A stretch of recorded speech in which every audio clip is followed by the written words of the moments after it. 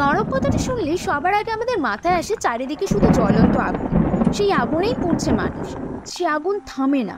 এই নরকের সাথে শুক্র গ্রহকে তুলনা করেছে বৈজ্ঞানিকরা। এতটাই কি ভয়াবহ শুক্র গ্রহ? আবার এই গ্রহকেই পৃথিবীর যমজ বোনও বলা হয়ে থাকে। কেউ একে নরকের সাথে তুলনা করছে, আবার কেউ তুলনা করছে পৃথিবীর যমজ বোন হিসাবে। কিন্তু কেন? এর পেছনে আসল কারণটা কি? চলুন আজ আমরা এই শুক্র গ্রহ সম্পর্কে কিছু কথা জানি। আমরা মানুষ, আমরা কিছু না করতে পারলেও আমাদের কল্পনা শক্তি প্রচুর। নেই কাজ তো খইবাজ, অনেকটা এইরকম ব্যাপার। আমাদের ব্রহ্মাণ্ডের যেমন কোনো সীমা নেই, আমাদের জানারও কিন্তু কোনো শেষ নেই। আমিও আপনাদের জন্য ভিডিও বানাতে গিয়ে অনেক কিছু জানতে পেরেছি। কালো অন্ধকার ঘেরা মহাকাশে এমন রহস্য লুকিয়ে আছে যা আমাদের ধারণারও বাইরে। সন্ধ্যাবেলা আকাশের দিকে তাকালে যে তারাটি সব থেকে বেশি চকচক করে সেটাই হলো শুক্র গ্রহ।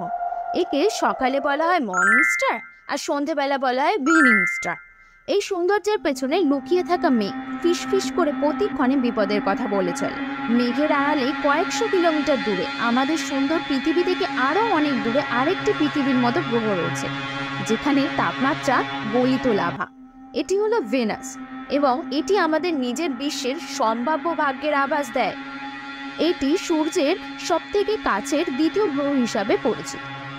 এর প্রতিবেশী গ্রহ হলো বুধ, আর দ্বিতীয় জন হলো আমাদের এই পৃথিবী। পৃথিবী থেকে শুক্র গ্রহের দূরত্ব মঙ্গলের গ্রহের দূরত্ব থেকেও কম। মঙ্গল থেকে পৃথিবীর দূরত্ব 401 মিলিয়ন কিমি, এবং শুক্রের দূরত্ব 212.69 মিলিয়ন কিলোমিটার। তুলনামূলকভাবে মঙ্গলের থেকে শুক্র পৃথিবীর অনেক কাছে অবস্থান করে। আপনি কি কখনো ভেবে দেখেছেন তা সত্ত্বেও শুক্র গ্রহতে কোনো রকম কোনো পরিকল্পনার কথা বৈজ্ঞানিকরা তেমন বলে না কেন? আমরা মঙ্গল নিয়ে কতই না কথা শুনেছি। এলেন মাস্ক মঙ্গলে শহর বানানোর কথা বলছে, আবার কেউ এখানে অক্সিজেন তৈরির পরিকল্পনা করছে। ভেনাসের আকার এবং মাত্রা প্রাথমিকভাবে পৃথিবীর সাথে মিলছে, তবে তার বায়ুমণ্ডল ও পরিবেশ সম্পর্কে ভিন্ন প্রকৃতির অবস্থা রয়েছে। শুক্র গ্রহের জন্ম সৌরজগতের উৎপত্তির সাথে সাথেই ঘটেছিল, প্রায় 4.6 বিলিয়ন বছর আগে। এই গ্রহকে প্রথমে নাসা মারিনের 2-এর সাহায্যে অনুসন্ধান করা হয়েছিল। সূর্য থেকে এর দূরত্ব 108 মিলিয়ন কিলোমিটার, আর এইখানে সূর্য থেকে আলো আসতে সময় নেয় মাত্র 6 মিনিট। এই গ্রহটি মহাকাশে এত সুন্দর লাগে দেখতে যে এর নাম গ্রিকরা ভেনাস রেখে দেয়। এই বাইরের স্বর্গের মতো দেখতে এই গ্রহটি ভেতর নরকের সমান। পৃথিবীর মতো এই গ্রহের ভূমি আছে, কিন্তু ভূমিতে পা রাখার মতো না একেবারেই, কারণ ভূমির জ্বলন্ত লাভা আপনাকে কয়েক সেকেন্ডের মধ্যে পুরো গলিয়ে দেবে।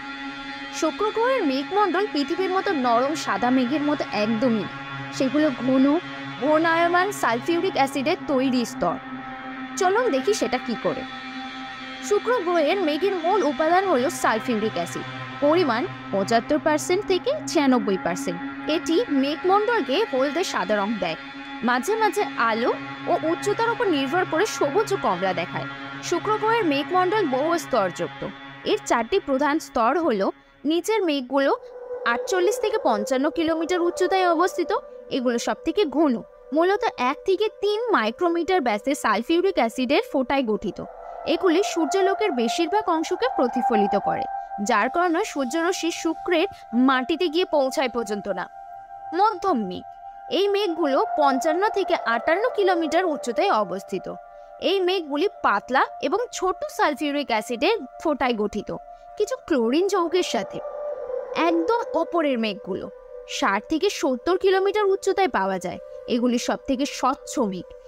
সবশেষে শীর্ষ মেঘ 90 কিলোমিটার পর্যন্ত প্রসারিত। এগুলো সবচেয়ে ক্ষীণ হয়, মূলত বরফের স্ফটিক এবং অল্প পরিমাণে অন্যান্য গ্যাস দিয়ে গঠিত। মেঘগুলি ঘন্টায় 700 কিলোমিটার একটি সুপার ঘূর্ণন তৈরি করে।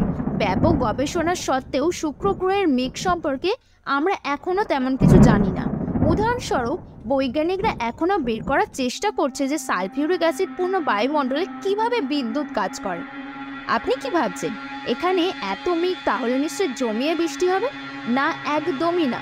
মেঘ তো আছে, কিন্তু সেটা সালফিউরিক অ্যাসিডের, যার জন্য বৃষ্টিও সালফিউরিক অ্যাসিডেরই হয়। অ্যাসিডের ছিটে লাগলে মানুষের কি অবস্থা হয় ভাবুন।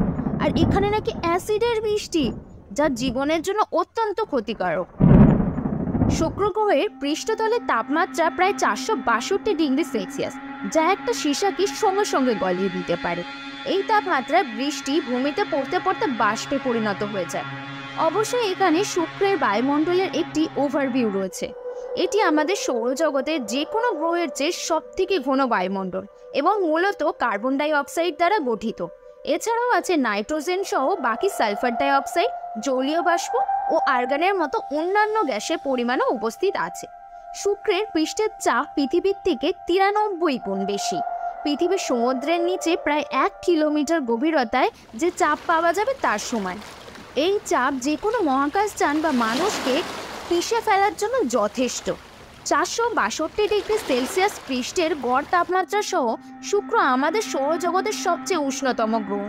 সূর্যের কাছে আছে কিন্তু বুধ, তাহলে কিন্তু সব থেকে বুধেই উষ্ণতা বেশি হওয়া দরকার, কিন্তু তা না। এমনকি বুধের থেকেও এটা গরম, যা সূর্যের কাছাকাছি। আসলে এই তাপমাত্রা এতটা গ্রিন হাউস গ্যাসের কারণ, সেই গ্রিন হাউস গ্যাস যেটা আমাদের পৃথিবীকে ধীরে ধীরে গরম করে তুলছে। এই তাপ গ্রিন হাউস প্রভাব দ্বারা সৃষ্ট হয়, যেখানে বায়ুমণ্ডলে কার্বন ডাই অক্সাইড সূর্যের তাপকে আটকে রাখে, এটিকে মহাকাশে ফিরতে বাধা দেয়। শুক্রের বায়ুমণ্ডলে বজ্রপাত শনাক্ত করা হয়েছে, তবে এই বজ্রপাত কিন্তু পৃথিবীর বজ্রপাত থেকে আলাদা, কারণ এটি সম্ভবত মেঘের বরফ কণার মধ্যে সংঘর্ষের কারণে ঘটে। সোভিয়েত ভেনেরা প্রোব ছিল প্রথম মহাকাশযান যা সফলভাবে শুক্র গ্রহে অবতরণ করেছিল এবং এটি 1970 থেকে 1980 দশকে পৃথিবীতে ডেটা প্রেরণ করেছিল। এই প্রোবগুলি শুক্রের পরিবেশে মাত্র কয়েক ঘন্টা বেঁচে ছিল, তবে তারা বায়ুমণ্ডল ও পৃষ্ঠ সম্পর্কে যথেষ্ট তথ্য সরবরাহ করেছিল। শুক্র গ্রহের যত উপরের দিকে যাওয়া যায় উষ্ণতা ও চাপ তত কমতে থাকে, সেই জন্য মনে করা হয় এই উচ্চতায় প্রাণের সম্ভাবনা হয়তো থাকলেও থাকতে পারে। ভেনাস মানে এই শুক্র গ্রহের রূপ এরকমই নরকের মতো ছিল না। বৈজ্ঞানিকরা মনে করে শুরুতে ভেনাস পৃথিবীর মতো ছিল, পৃথিবীর মতো আবহাওয়া ছিল, জল ছিল, হয়তো প্রাণের সম্ভাবনাও ছিল। এর আকারও কিন্তু অনেকটা পৃথিবীর মতো, যে কারণে একে পৃথিবীর যমজ বোন বা আর্থ টুইন সিস্টার বলা হয়। শুক্র গ্রহ যদি পৃথিবীর মতো ছিল, তারপর কার্বন ডাই অক্সাইড বাড়তে বাড়তে বর্তমানের অবস্থায় চলে আসে, তাহলেও কি পৃথিবীর অবস্থা শুক্র গ্রহের মতো হয়ে যাবে? মনে করলেই না কেমন একটা লাগছে। আপনার কি মনে হয় প্লিজ কমেন্টে জানান, আর তাড়াতাড়ি চ্যানেলটাকে সাবস্ক্রাইব করুন আর আমার সাথে থাকুন এইরকম ইন্টারেস্টিং ফ্যাক্ট জানার জন্য।